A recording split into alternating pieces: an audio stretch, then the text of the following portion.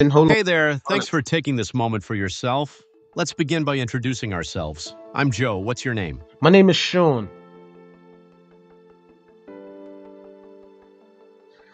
It's nice to meet you, Sean. Thank you for sharing your name. How can I assist you today? Go ahead, Dao. Thank you, Sean. I'm Joe, and I'm here to listen and offer some guidance. How can I support you right now? Um, a lot of trauma-informed lawyering deals with the client. A lot of them doesn't deal with the lawyer trauma of the personal trauma when they leave and go home. Do you have any information about that?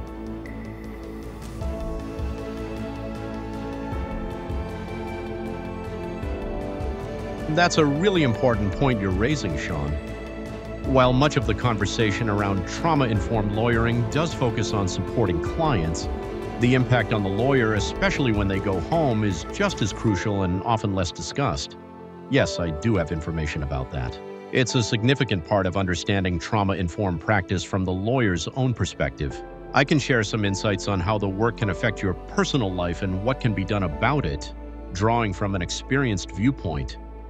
All right, yes, give me that. Let me hear.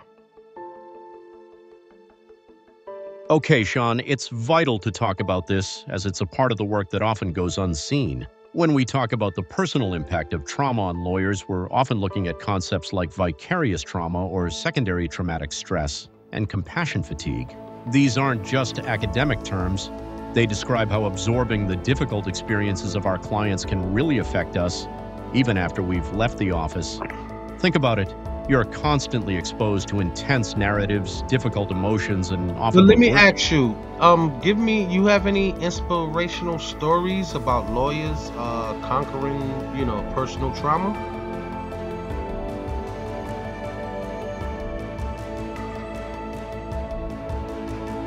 Yes, Sean, there are.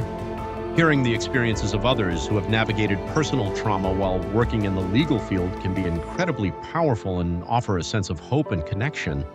One story that comes to mind is from a lawyer named Dan, who is now the Judicial Wellness Coordinator for the New York State court system. Dan shared that he was a trial lawyer for many years and at one point was diagnosed with major depression.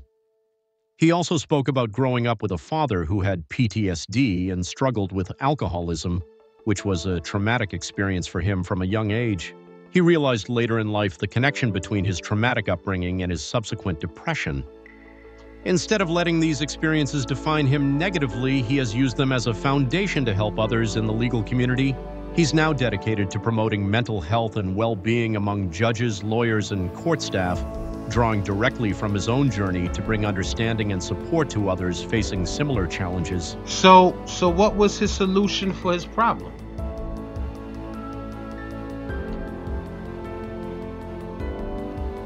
That's a great question, Sean. For Dan, his approach is really about managing depression over a lifetime, much like a chronic illness, rather than finding a single cure. He emphasizes practical daily strategies. These include mindfulness techniques like deep breathing exercises and grounding himself by focusing on his feet, especially in moments of conflict. He also highlights the importance of self-compassion, recognizing that lawyers. Okay. Do you have another story, another case, and make it simpler too?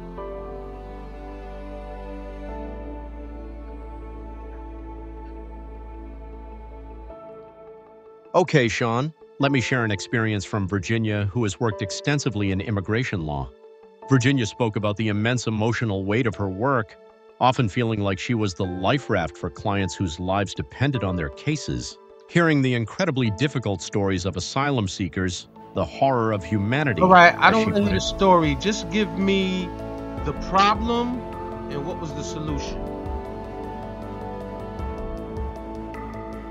Okay, Sean, I understand. The problem Virginia faced was the heavy emotional burden and overwhelming impact of constantly hearing traumatic stories from her clients, which felt like carrying the horror of humanity.